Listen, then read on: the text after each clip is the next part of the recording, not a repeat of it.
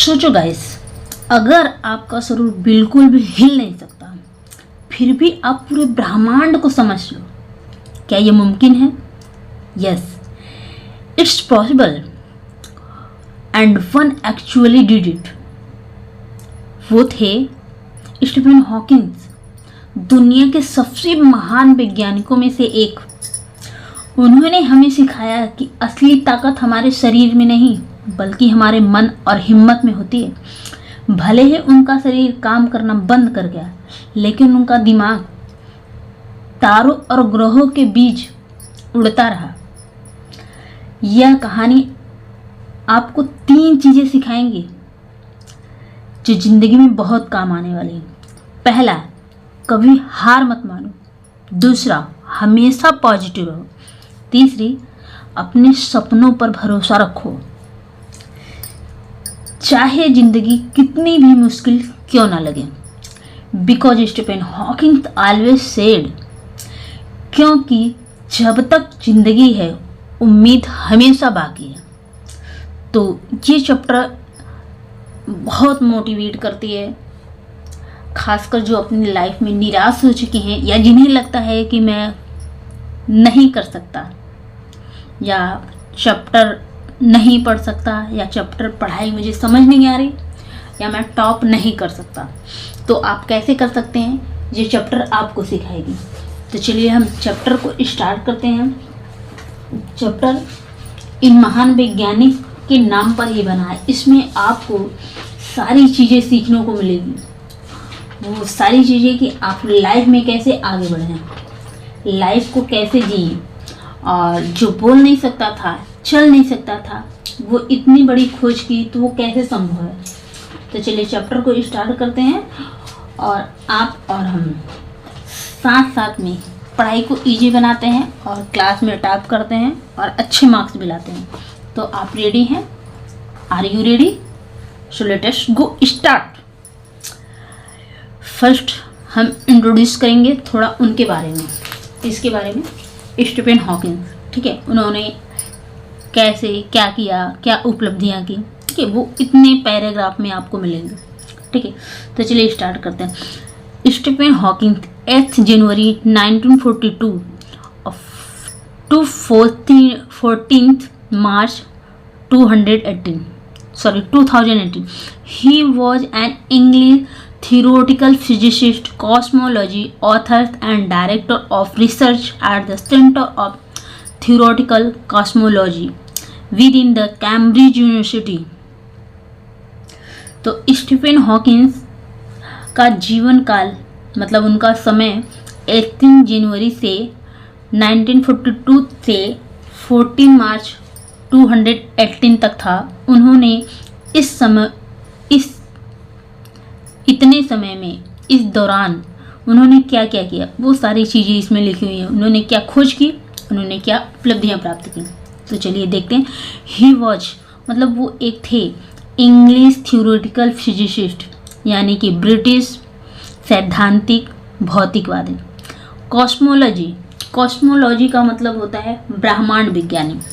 Author means होता है लेखक। डायरेक्टर मतलब होता है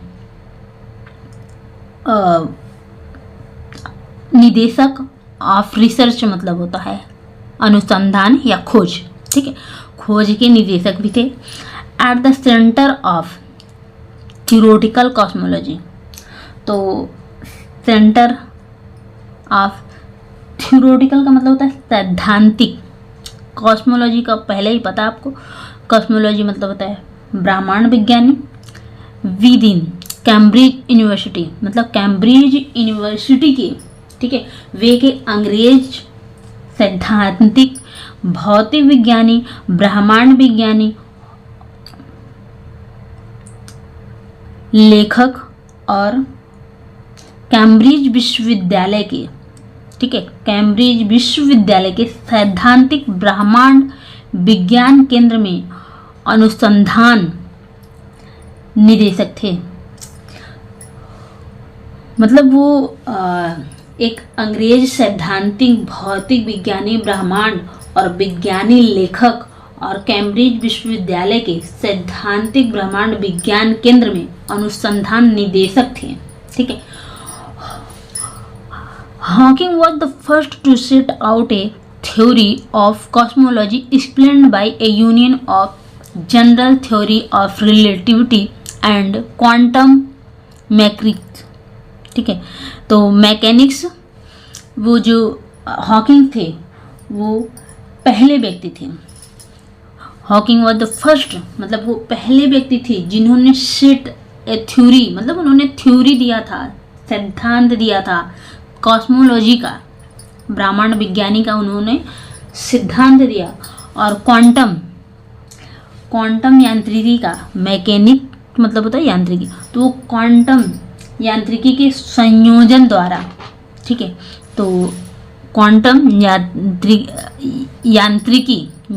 यांत्रिकी के संयोजन द्वारा व्याख्याति ब्रह्मांड विज्ञान का सिद्धांत प्रस्तुत किया। व्याख्यातिक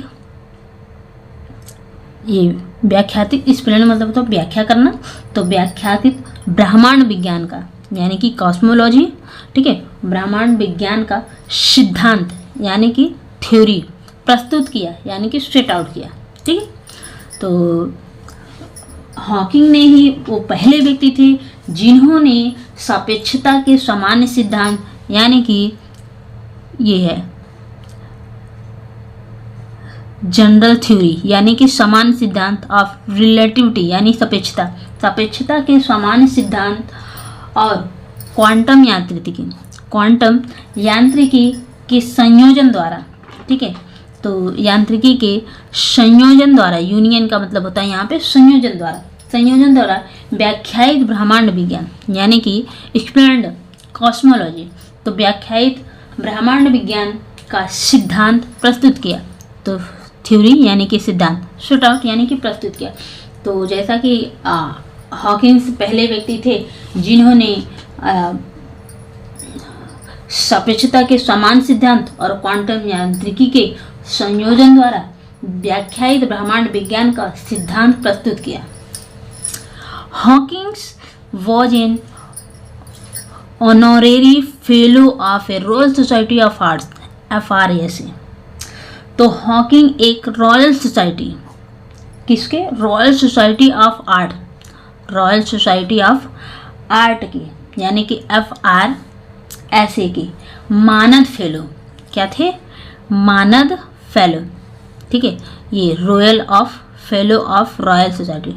तो ऑनरेरी मतलब होता मानद फेलो और a lifetime member of Pontifical Academy of Science, मतलब विज्ञान के एकेडमी के पार्टिफिशियल जो कह सकते हैं एकेडमी ऑफ साइंस के आजीवन सदस्य, एकेडमी ऑफ साइंस के आजीवन सदस्य और and a recipient of the president medal of freedom, the highest civilization award in the US, यानी कि वो एकेडमी ऑफ साइंस के आजीवन सदस्य और अमेरिका के सर्वोच्च नागरिक, ठीक है, US यानी कि अमेरिका के सर्वोच्च नागरिक पुरस्कार, अमेरिका का सर्वोच्च नागरिक पुरस्कार है प्रेसिडेंशियल मेडल, ठीक है।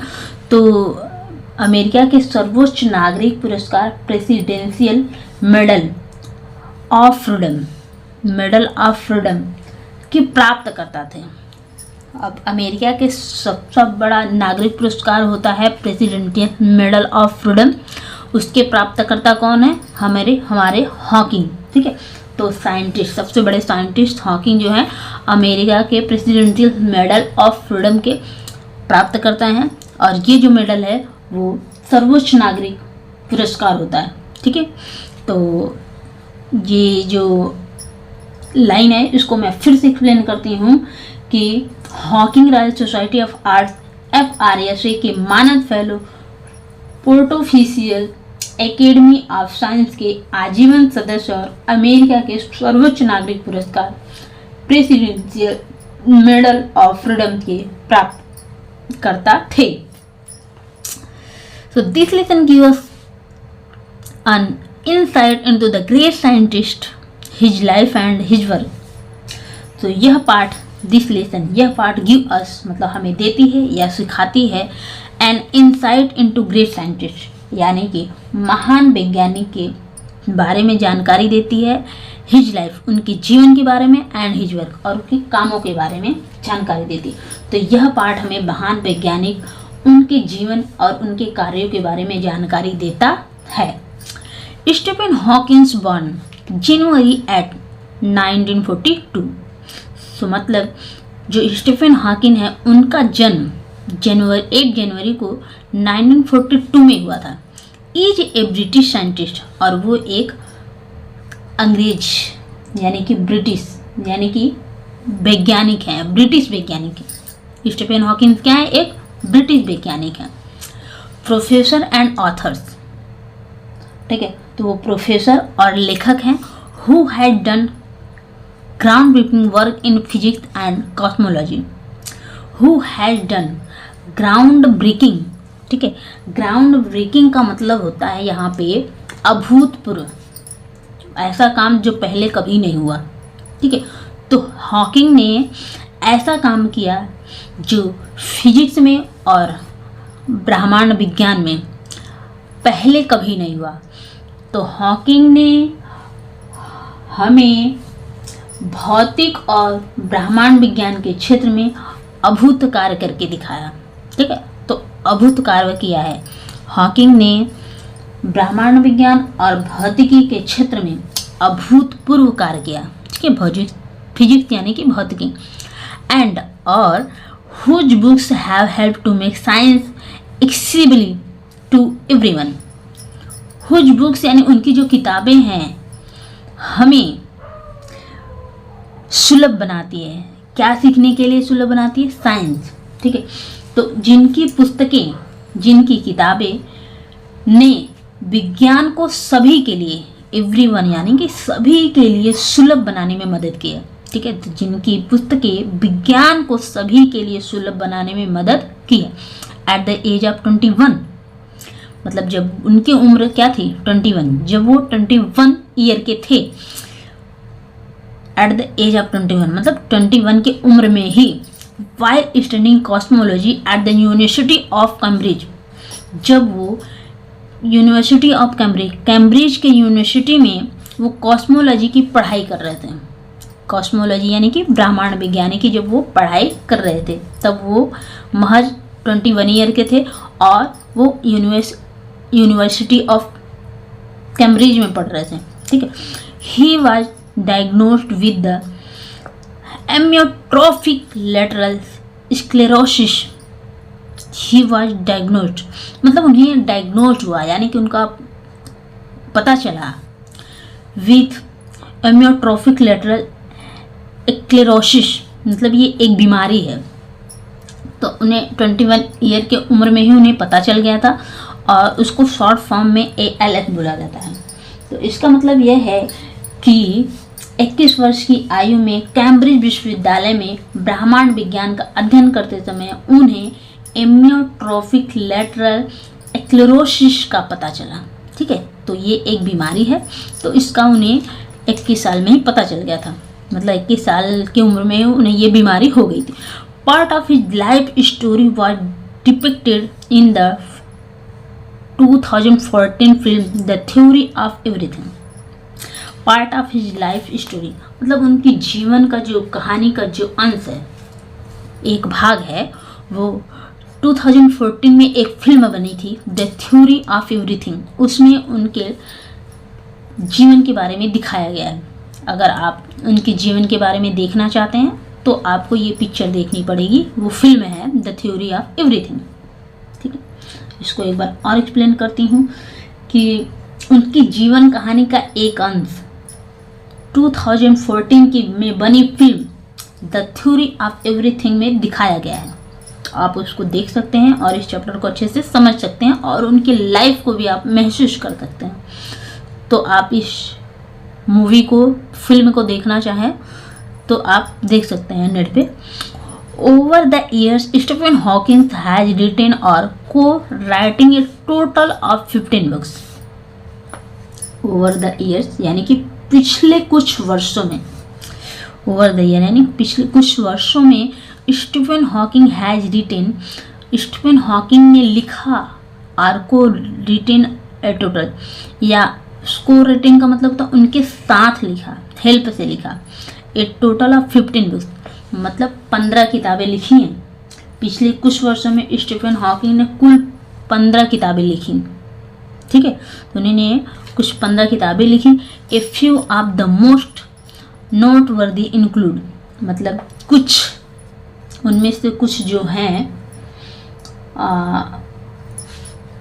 नोटवर्दी हैं यानी कि उल्लेखनीय है, उसको यहाँ पे इंक्लूड किया गया है। तो उनमें से कुछ सबसे उल्लेखनीय है वो किताबें हैं। वो कौन सी किताबें हैं जो उल्लेखनीय हैं? तो the grand design, the universe in a nutshell और द थ्योरी ऑफ एवरीथिंग। मतलब ये उल्लेखनीय इसलिए है कि इसको लोगों ने बहुत पढ़ा, सीखा और जाना। तो ये उल्लेखनीय किताबें हैं और जिनके नाम यहाँ पे लिखे गए हैं। तो कुछ 3 हैं इस तरह से, the grand design, the universe in a nutshell और the theory of everything. In 1988 Hawking catapulted to international prominence with the publication of a brief history of time। ठीक है, इन 1988 में हॉकिंग, तो 1988 में हॉकिंग ने ए ब्रीफ हिस्ट्री ऑफ टाइम, ठीक है, a brief history of time, तो ये भी एक बुक है। तो उसका नाम है a brief history of time के प्रकाशन के साथ, ठीक है, इसके पब्लिकेशन यानी कि प्रकाशन के साथ अंतर्राष्ट्रीय स्तर पर, ठीक है, इंटरनेशनल यानी कि अंतर्राष्ट्रीय स्तर पर प्रोमिनेंस, प्रसिद्धि प्राप्त की, अंतर्राष्ट्रीय स्तर पर प्रसिद्धि प्राप्त की। तो मतलब ये जो बुक थी ए ब्रीफ ऑफ टाइम, जब इसको उन्होंने लिखा तो इस बुक ने उन्हें इंटरनेशनल प्रसिद्धि पर पहुंचा दिया। मतलब पूरे इंटरनेशनल, पूरे विश्व में ये बुक फेमस हो गई और इन्हें पूरे इंटरनेशनल लेवल पे इनको पहुंचा दिया, एकदम प्रसिद्ध, फेमस कर दिया। तो ये ए ब्रीफ हिस्ट्री ऑफ टाइम्स, मतलब इसको पढ़ के ऐसा लग रहा है कि जब ये पूरे विश्व लेवल पे उनको पहुंचा दिया तो इस बुक को हमें भी पढ़ना चाहिए। मैं भी नहीं पढ़ी हूँ तो मैं कोशिश करूँगी जल्दी ही, ठीक है। तो आगे देखते हैं क्या हुआ। The short informative books become an account of cosmology for the masses and offered an overview of space and time. So informative books become in the short, मतलब कि जो बुक है, ठीक है, यह छोटी और जानकारीपूर्ण पुस्तक, द शॉर्ट यानी कि जो ये बुक है ना, ए ब्रीफ ऑफ हिस्ट्री, ये शॉर्ट है, छोटी है, इंफॉर्मेटिव है, मतलब जानकारीपूर्ण है। Book become an account of cosmology, मतलब ये आप ये कह सकते हैं कि ये छोटी और जानकारीपूर्ण पुस्तक आम जनता के लिए ब्रह्मांड विज्ञान का एक विस्तृत विवरण बन गई, ठीक है, ब्रह्मांड विज्ञान का एक विस्तृत विवरण बन गई, ठीक है। ये जो छोटी पुस्तक जानकारीपूर्ण पुस्तक है आम जनता के लिए एक विस्तृत विवरण बन गई। और अंतरिक्ष व समय and offered an overview of space and time, और अंतरिक्ष और समय, the existence of God and the future, तो अंतरिक्ष और समय के अस्तित्व और भविष्य का एक सिंहावलोकन प्रस्तुत किया। अंतरिक्ष मतलब इसका कहना है कि मतलब ये है कि यह छोटी और जानकारीपूर्ण पुस्तक आम जनता के लिए ब्रह्मांड विज्ञान का एक विस्तृत विवरण बन गई और अंतरिक्ष व समय, ईश्वर के अस्तित्व और भविष्य का एक सिंहावलोकन प्रस्तुत किया। तो the work was an intent success, spending more than 4 years top the London Sunday Times best seller list. So the work was an instant success, यानी कि यह जो कृति थी, वर्क यानी कि यह जो कृति थी तुरंत ही लोकप्रिय हो गई। instant success, spending more than 4 years atop the London Sunday Times तो लोकप्रिय हो गई और 4 वर्षों से अधिक समय तक लंदन संडे टाइम्स के बेस्ट सेलर लिस्ट में शामिल हो गई। ठीक है, तो बेस्ट सेलर सूची में शीर्ष पर थी, यानी शामिल हो गई थी, शीर्ष पर हो गई थी। तो इसका मतलब ये है कि ये जो बुक थी, ये जो कृति थी, ये तुरंत ही लोकप्रिय हो गई। ठीक है, तो द वाज इंस्टेंट सक्सेस, तुरंत ही सफल हो गई और ये कह सकते हैं लोकप्रिय हो गई। और spending more than 4 years top, मतलब 4 साल, 4 ईयर मतलब 4 सालों में, 4 सालों से अधिक तक वो जो लंदन संडे टाइम्स है ना, उसमें बेस्ट सेलर मतलब सबसे ऊंची सूची पर शामिल हुई, मतलब सबसे ज़्यादा बिकी, 4 सालों तक सबसे ज़्यादा बिकी, तो बेस्ट सेलर बनी लंदन संडे टाइम्स में। ठीक है, तो प्रकाशन के जो इसका प्रकाशन रहा, शीर्ष पर रही प्रकाशन के बाद, और सिंस इट्स पब्लिकेशन मतलब प्रकाशन के बाद it has sold million of copies, तो ये मिलियन कॉपी इसकी बिकी। जब ये प्रकाशित हुआ, प्रकाशन के बाद इसकी मिलियन में इसकी कॉपियां बिकी, प्रतियां बिकी world wide and been translated into more than 14 language. और ये जो बुक थी ना, इसको 40 भाषाओं में ट्रांसलेट किया गया। तो ये सोचिए कि 4 सालों में विलियन ने ये इनकी प्रतियां बिक रही, मतलब इनकी किताबें बिकी और 40 से अधिक भाषाओं में इनका अनुवाद हो चुका। तो इसका कहने का मतलब ये था कि जो बुक थी, ये ए ब्रीफ ऑफ हिस्ट्री, तो a brief of history time, A brief history of times जो बुक थी, ये लंदन संडे टाइम्स की बेस्ट सेलर सूची में शीर्ष पर रही। प्रकाशन के बाद से इसकी दुनिया भर में लाखों प्रतियां बिक चुकी हैं और इसका 40 से अधिक वर्षों में अनुवाद भी हो चुका है। आगे देखते हैं कि a brief history of time also wasn't as easy to understand as some hold hoped, यानी कि ये जो समय का संक्षिप्त इतिहास, ठीक है, तो समय का संक्षिप्त इतिहास है, ये बुक है, उतना आसान नहीं था। Also wasn't an as easy, मतलब वो इतना सरल नहीं था, to understand as some had hope, मतलब जितना कि लोगों को उम्मीद था उतना सरल ये आसान समझने में नहीं था। सो इन 2001, इसलिए 2001 में Hawkins followed up his book with the universe in A nutshell which offered a more illustrated guide to cosmology big theories। तो इसलिए 2001 में हॉकिंग ने अपनी एक किताब the universe in a nutshell लिखी, जिसमें ब्रह्मांड विज्ञान के बड़े सिद्धांतों के लिए बिग थ्योरी, यानी कि बड़े सिद्धांतों के लिए एक ज़्यादा सचित्र मार्गदर्शिका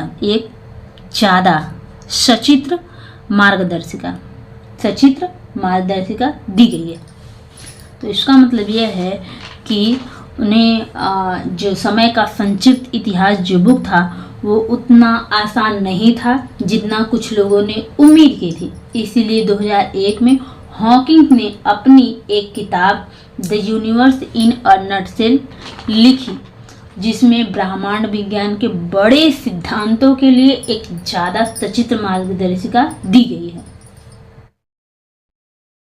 In 2005, Hawkins authored the even more accessible A Brief History of Time, which further simplified the original work's course concept and touched upon the newest developments in the field like string theory। मतलब 2005 में Hawking ने और भी अधिक सुलभ ए briefer history of time नामक पुस्तक लिखी, नामक। तो इसका मतलब यह है कि 2005 में हॉकिंग ने और भी सरल सुलभ बुक लिखी जिसका नाम है a briefer history of time, which further simplified the original work's core concept and touched upon the newest development in the field like string theory। जिसका मतलब है which further simplified, मतलब जो उनकी बुक्स है उसमें मूल कार्य की मूल अवधारणाओं को, ठीक है, तो मूल कार्य यानी कि कोर वर्क यानी कि मूल कार्य को, मूल अवधारणाएं, ठीक है, कॉन्सेप्ट यानी कि अवधारणाएं, तो जिसमें मूल कार्य की मूल अवधारणाओं को और अधिक सरल बनाया, ठीक है, फर्दर मतलब और अधिक सिंप्लीफाइड किया यानी कि सरल बनाया। तो उसके बाद तथा touch upon the newest development, यानी कि उन्होंने स्ट्रिंग सिद्धांत जैसे क्षेत्र में, स्ट्रिंग सिद्धांत जैसे क्षेत्र में नवीनतम विकासों पर, ठीक है, न्यूएस्ट डेवलपमेंट यानी कि नवीनतम विकासों पर भी टच किया यानी कि प्रकाश डाला गया। तो इसका मतलब यह है कि 2005 में हॉकिंस ने और भी अधिक सुलभ ए ब्रीफर हिस्ट्री ऑफ टाइम नामक पुस्तक लिखी जिनमें मूल कार्य की मूल अवधारणाओं को और अधिक सरल बनाया गया है तथा स्ट्रिंग सिद्धांत जैसे क्षेत्र में नवीनतम विकासों पर भी प्रकाश डाला गया है। Together, these three books, along with Hawking's own research and papers, articulate the physicist, the person search for science, Holy Grail, a single unifying theory that can combine cosmology, the study of the big, with quantum mechanics, the study of the small, to explain how the universe began। यानी कि together this three books, ये तीनों किताबें, ठीक है, ये तीनों किताबें जो ऊपर बताई गई हैं, हमने जिन तीनों किताबें की हमने जिक्र की उन तीनों की किताबों के बारे में बात हो रही है कि टुगेदर दिस थ्री बुक्स यानी इन तीनों किताबों के साथ हॉकिंग के अपने शोध और शोध पत्रों, हॉकिंग के अपने शोध और शोध पत्रों, ठीक है, तो पेपर यानी कि पत्रों, शोध पत्रों के साथ भौतिकी विज्ञान के पवित्र प्याले, विज्ञान के पवित्र प्याले, होली ग्रेल का मतलब होता है पवित्र प्याले, विज्ञान की पवित्र प्याले की व्यक्तिगत खोज को स्पष्ट करती है कि पर्सनल सर्च यानी कि व्यक्तिगत खोज को स्पष्ट करती है। यहाँ पर इसका मतलब यह है व्यक्त करती है। यहाँ पर होली ग्रेल का मतलब होता है कि विज्ञान, अरे वो पवित्र प्याले, होली मतलब होता है पवित्र, ग्रेल यानी प्याले। अब विज्ञान के पवित्र प्याले का मतलब होता है कि विज्ञान की खोज पूरी अच्छी तरह से कर ले। जैसे प्याला का मतलब होता है ना कटोरा, तो विज्ञान को उनको प्याले की तरह उन्होंने खोज किया, उलट पलट के पूरे ब्रह्मांड को उन्होंने देखा, जाना, पढ़ा और इन तीनों किताबों में उन्होंने उसको लिखा हुआ है। तो अगर आप भी ब्रह्मांड को जानना चाहते हैं, उसके बारे में जानकारी लेना चाहते हैं, तो आप इन तीनों बुकों को पढ़िए जो ऊपर हमने जिक्र किया, ए ब्रीफर हिस्ट्री ऑफ टाइम्स, और 2 किताबें और लिखी जो है समय का संक्षिप्त इतिहास, और एक और है a brief history of times. इन तीनों किताबों को अगर पढ़ेंगे तो आप होली ग्रेल, साइंस के होली ग्रेल यानी कि जैसे पूरे ब्रह्मांड को आप एक कटोरी को पलट के उलट के चारों तरफ देखते हैं, तो ऐसे ही आप पूरे ब्रह्मांड की जानकारी ले सकते हैं उसमें, इन तीनों किताबों में, ठीक है।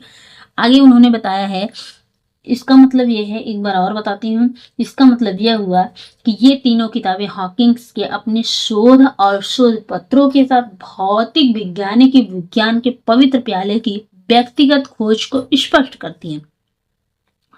मतलब उन्होंने अपना व्यक्तिगत खुद से खोज किया और पूरा ब्रह्मांड की खोज की और इन 3 किताबों में बताए। तो इन तीनों किताबों में आपको ये मिलेगा कि उनकी व्यक्तिगत खोज कितनी बड़ी थी, उन्होंने कैसे कैसे खोज किया, कितना दिमाग लगाया होगा, कितना सर्च किया होगा, तब जाके उसको उन्होंने उस किताबों को लिखा है। तो उन तीनों किताबों से आपको इसका अंदाजा लगा सकते हैं। A single unifying theory that can combine cosmology, the study of the big, with quantum mechanics, the study of the small, to explain how the universe began. How the universe began का मतलब होता है कि ब्रह्मांड की शुरुआत कैसे हुई, उसका एक्सप्लेन यानी कि उसको समझाया गया है, व्याख्या किया गया है। किसमें? हॉकिंग ने किया है। The study of the small मतलब छोटे छोटे करोड़ों का भी उन्होंने उसमें खोज किया। विथ क्वांटम मैकेनिज्म मतलब कि क्वांटम यांत्रिकी के साथ उन्होंने कंबाइन कॉस्मोलॉजी यानी कि बड़े की खोज, पूरे ब्रह्मांड में कितने बड़े बड़े भी चीजें हैं उसका भी उन्होंने खोज किया है। और ये जो सिंगल यूनिफाइंग थ्योरी है ना, दैट कैन कंबाइन, वो हमको जोड़ती है, बताती है कॉस्मोलॉजी यानी कि वो ब्रह्मांड विज्ञानी, ठीक है, ब्रह्मांड विज्ञान को पूरे को। अब यहाँ पे उसका मतलब यह है कि एक ऐसे एकीकृत सिद्धांत, ए सिंगल यूनिफाइम थ्योरी मतलब यह एक ऐसा एकीकृत, यूनिफाइम का मतलब होता है एकीकृत सिद्धांत, यह एक ऐसी एकीकृत सिद्धांत है जो ब्रह्मांड विज्ञान यानी कि बड़े का खोज को क्वांटम यांत्रिकी यानी छोटे का खोज के साथ जोड़कर यह समझा सके कि ब्रह्मांड की शुरुआत कैसे हुई। तो मतलब इसके पहले जो 3 बुक्स हैं उसमें एक वो एकीकृत सिद्धांत दिया गया है और उस सिद्धांत से आपको ये पता चलेगा कि ब्रह्मांड की शुरुआत कैसे हुई, वो सारी चीजें आपको इन 3 बुकों में मिल जाएगी। तो अगर आपको ये पता करना है कि इस ब्रह्मांड की शुरुआत कैसे हुई, पृथ्वी कैसे बनी, इसमें इंसान कैसे आए, इनका उत्पत्ति कैसे हुई, कहाँ से हुई, तो सारी जानकारी आपको इन 3 किताबों में मिल सकती है। तो आप जाके उसको बाद में फटाफट से जाके उसको आप पढ़ सकते हैं। आगे देखते हैं कि उन्होंने और क्या खोज किया है। It is this kind of ambition thinking that has allowed to Hawking, who claims he can think in 11 dimensions. इसका मतलब यह है कि इट्स दिस काइंड मतलब यह जो इस प्रकार की उनकी महत्वाकांक्षा सोच थी या जानने की इच्छा थी, वो हॉकिंग तो ये दिखाता है जैसा कि उन्हें कहा जाता है कि वो 11 आयामों में सोच सकते हैं, ठीक है। 11 आयामों में सोच सकते हैं का मतलब वो क्यों और कैसे पूछ सकते थे। इसका मतलब यह हुआ कि इसी तरह की महत्वाकांक्षी सोच ने हॉकिंग को जो दावा किया जाता है, ठीक है, जो क्लेम्स किया जाता है यानी कि ये दावा किया जाता है कि वे 11 आयामों में सोच सकते थे, ठीक है, वो 11 आयामों में सोच सकते थे। आइंस्टीन स्टीफन हॉकिंस 11 आयामों में सोचते थे, मतलब हम 3 आयाम में सोच सकते हैं कि किसी भी चीज की लंबाई कितनी है, ऊंचाई कितनी है, चौड़ाई कितनी है, ठीक है, तो ये सारी चीजें दिखती हैं। लेकिन वो 11 आयामों में से किसी भी चीज को, ब्रह्मांड को उन्होंने 11 आयामों में से सोचा, समझा, क्या है, क्यों है, कैसे है, कितना बड़ा, कितना छोटा। तो 11 आयामों से सोचने का मतलब इनका दिमाग इतना बड़ा था कि ताकि वो सबको एक्सप्लेन कर सके। तो इसलिए कहा जाता है कि इस तरह की जो उनकी महत्वाकांक्षा सोच थी, मतलब उनकी जो सोच थी, उनकी सोच ने हॉकिंग को जो दावा करते हैं कि वे 11 आयामों में सोच सकते हैं, मानव जाति के ह्यूमन काइंड यानी कि to lay out some big possibility for human kind, वो ह्यूमन काइंड यानी कि मानव जाति के लिए कुछ बड़ी संभावनाओं को सामने लाने में मदद की। मानव जाति के बड़ी संभावनाएं, बिग पॉसिबिलिटी, बड़ी संभावनाओं को सामने ले आउट यानी सामने लाने में मदद की। He is convinced that time travel is possible and that humans may indeed colonize other planet in the future. He is convinced का मतलब होता है उन्हें विश्वास है, उन्हें विश्वास था कि टाइम ट्रेवल इज पॉसिबल यानी कि समय यात्रा संभव है।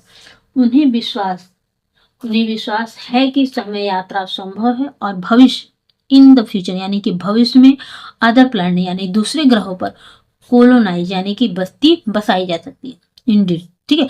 तो उन्हें विश्वास था कि समय यात्रा संभव है और भविष्य में दूसरे ग्रहों पर बस्ती बसाई जा सकती है। तो अभी भी खोज किया जा रहा है, वैज्ञानिकों को खोज जारी किया है कि चंद्रमा पर बस्ती बस सकती है या अगले ग्रहों पर बस्ती, दूसरे ग्रहों पर बस्ती बस सकती है या नहीं, तो इस बारे में अभी भी खोज जारी है। ये स्टीफन हॉकिंग ने बहुत पहले ही बता दिया था, उन्होंने खोज इसके बारे में कर लिया था। चलिए आगे देखते हैं। तो मैं भी आशा करूंगी कि आप लोग पढ़िए और अच्छे से, उसके बाद आप लोग भी जाइए खोज करिए। इन सितंबर 2010, Hawking spoke against the idea that God could have created the universe in his book, The Grand Design. तो इन सितंबर 2010 यानी कि सितंबर 2010 में हॉकिंग्स ने अपनी पुस्तक, ठीक है, अपनी पुस्तक द ग्रैंड डिजाइन में, अपनी हिज बुक्स यानी अपनी पुस्तक द ग्रैंड डिजाइन में इस विचार का विरोध किया। The idea that against spoke against मतलब विरुद्ध बोला, यानी कि विचार के विरुद्ध बोला। आइडिया अपने इस विचार का उन्होंने विरोध किया कि God could have created the universe, विरोध किया कि ईश्वर ने ब्रह्मांड की रचना की होगी। इसका मतलब यह है कि सितंबर 2010 में हॉकिंग ने अपनी पुस्तक द ग्रैंड डिजाइन में इस विचार का विरोध किया कि ईश्वर ने ब्रह्मांड की रचना की होगी। तो Hawking previously argued that belief in a creator could be compatible with modern scientific theories। इसका मतलब यह है कि हॉकिंग ने पहले तर्क दिया था, हॉकिंग ने प्रीवियसली यानी कि पहले आर्ग्यूड तर्क दिया था कि किसी सृष्टिकर्ता में विश्वास, किसी क्रिएटर यानी सृष्टिकर्ता में विश्वास, तो किसी भी सृष्टिकर्ता में विश्वास आधुनिक वैज्ञानिक सिद्धांतों के अनुकूल हो सकता है।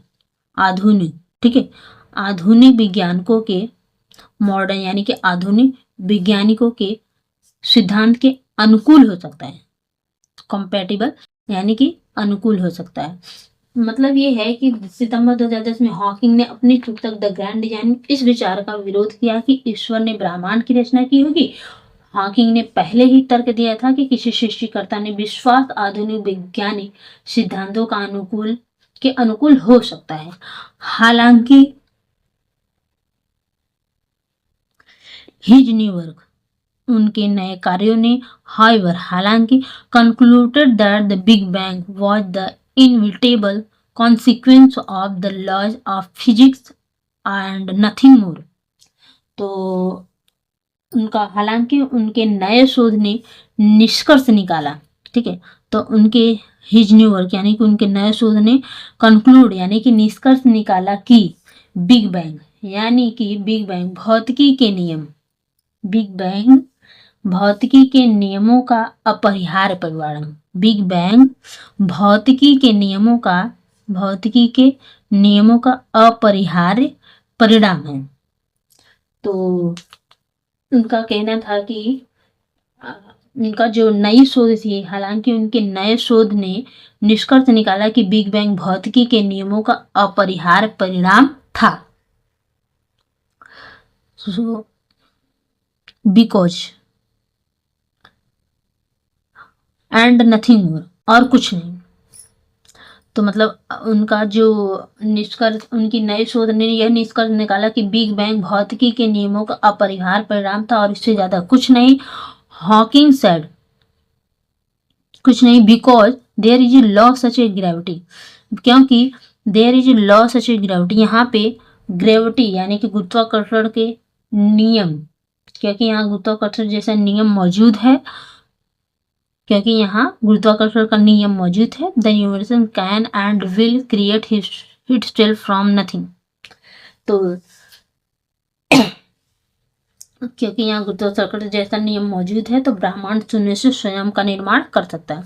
तो द यूनिवर्स यानी कि ब्रह्मांड can the will create itself from nothing, मतलब ये शून्य से, जो ब्रह्मांड है फिर से शून्य से अपना शुरुआत कर सकता है।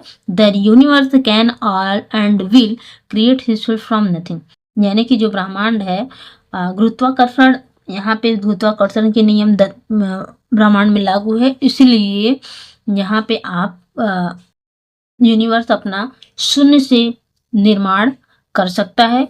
हॉकिंग ने कहा कि spontaneous creation is the reason, मतलब इसका मतलब यह है कि रीजन स्वतः स्फूर्त सृजन ही कारण है, ठीक है। और स्वतः जैसे कि ब्रह्मांड शून्य से स्वयं का निर्माण कर सकता है और करेगा भी, स्वतः स्फूर्त सृजन ही वह कारण है, स्वतः स्फूर्त सृजन ही वह कारण है जिसके कारण शून्य के बजाय कुछ और है, जिसके कारण शून्य के बजाय कुछ और है।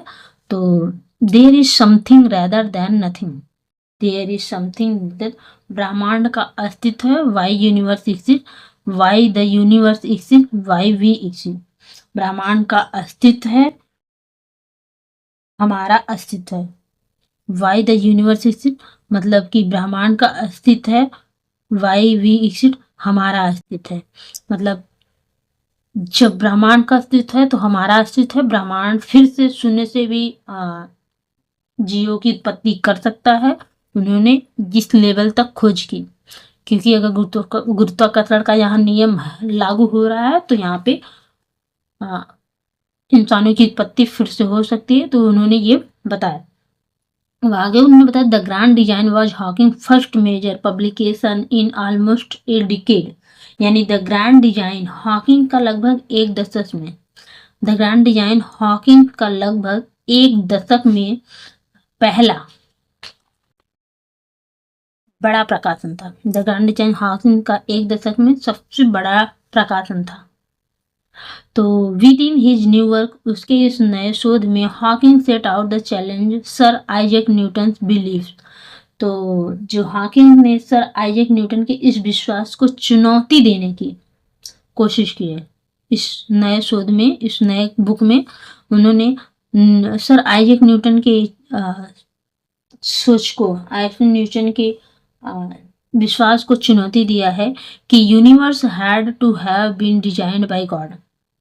वो चुनौती यह दिया है कि चुनौती देने की कोशिश यह की है कि ब्रह्मांड की रचना ईश्वर ने ही की होगी।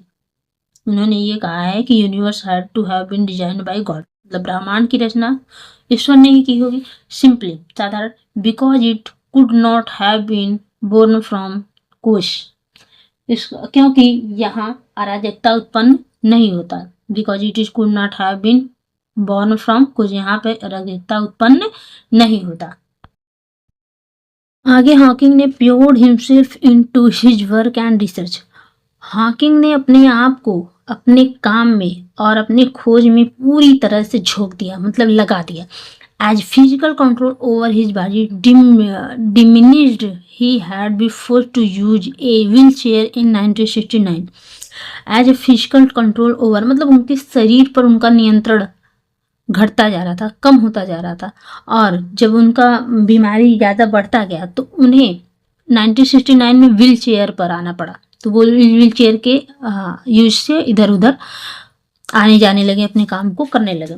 The effect of his disease started to slow down, और जो उनका बीमारी का जो प्रभाव था धीरे धीरे बढ़ता जा रहा था और उनके शारीरिक नियंत्रण उन पे कम होता जा रहा था ओवर टाइम, समय के साथ। हाउएवर, हालांकि Hawking's ever spending career was accompanied by an ever verging physical state, यानी कि लगातार, और उनकी जो लगातार स्थिति थी, शारीरिक स्थिति लगातार बिगड़ती गई और उनका नियंत्रण उस पर कम होता गया। व्हील चेयर का उनको इस्तेमाल करना पड़ा और उनकी बीमारी का असर कम होने लगा। हालांकि समय के साथ हॉकिंग लगातार बढ़ते कैरियर के साथ साथ उनकी शारीरिक स्थिति लगातार बिगड़ती गई। But by the mid 1970s, the Hawkins family had taken in one of Hawkins' graduate student to help manage his care and work.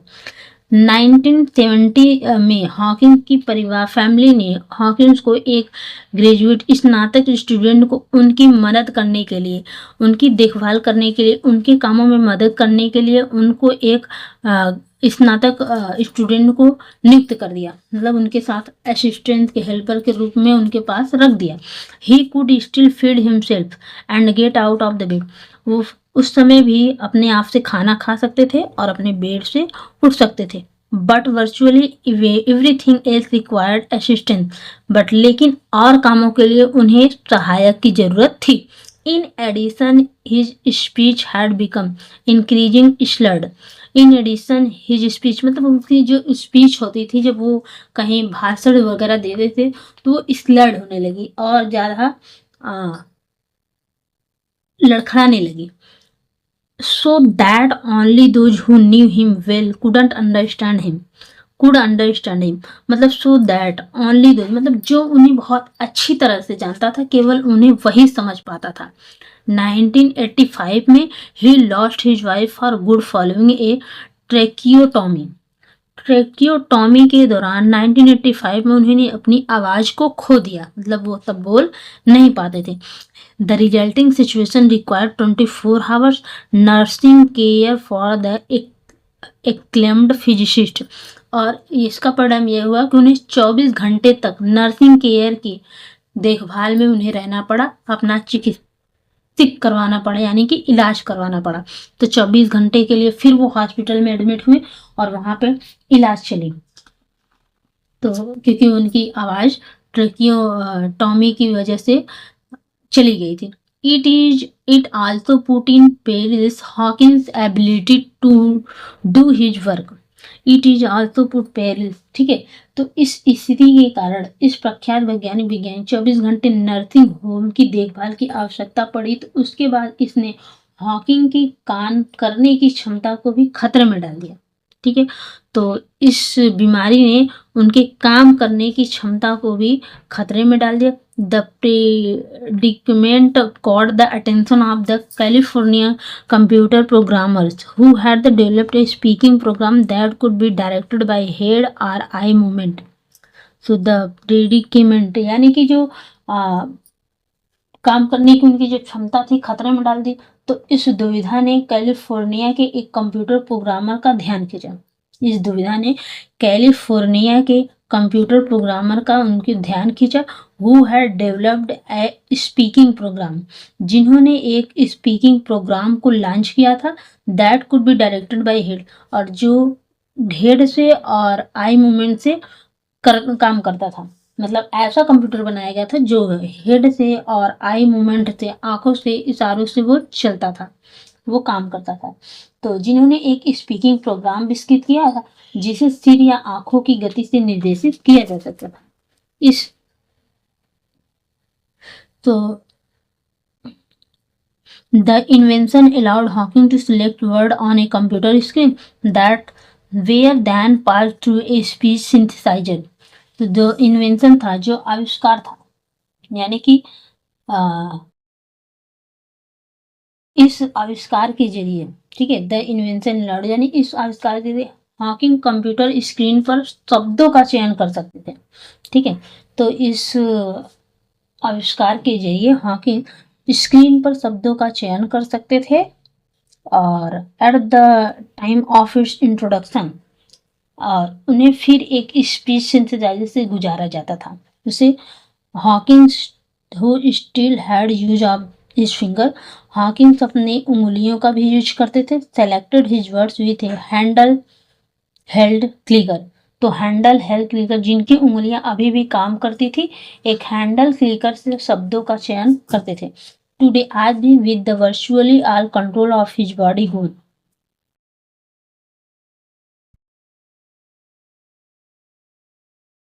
At the time of its introduction Hawkins who still had use his finger, मतलब वो अपनी introduction परिचय देने के समय भी Hawking अपनी उंगलियों का यूज किया करते थे। सेलेक्टेड हिज वर्ड्स, अपने शब्दों को उस पर चूज कर सेलेक्ट करते थे विद द हैंडल क्लिकर।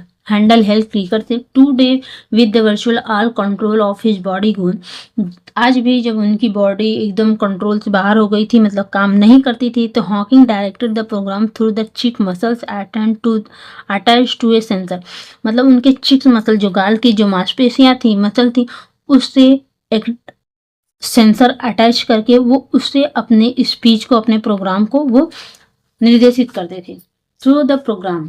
हालांकि जो प्रोग्राम था, and the help of assistant, Stephen Hawking had continued to write at a prolific rate.